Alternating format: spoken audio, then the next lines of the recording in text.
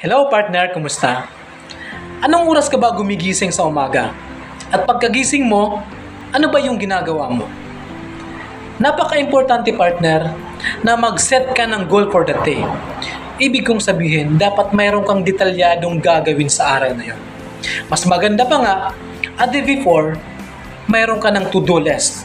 Ibig sabihin, nakalista na yung gagawin mo for that day para ma-achieve mo yung goal mo for that day. Alalahanin mo partner, mas-successful ka man na tao or hindi, mahirap ka man or mayaman or kahit ano ka pa man, mayroon kang 24 hours. At ang pagkakaiba, kung paano mo gamitin yung 24 hours mo. Na-experience mo na ba partner na pagkagising mo ng umaga, maaga kang gumising, pagkagising mo pa lang, marami ka nang ginawa. At sa araw na yun, punong-puno yung schedule mo. Di ba ang sarap ng feeling partner? Na productive, feeling accomplished ka for that day.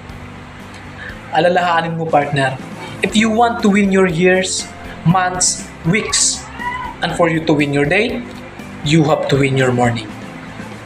Thank you and see you soon partner.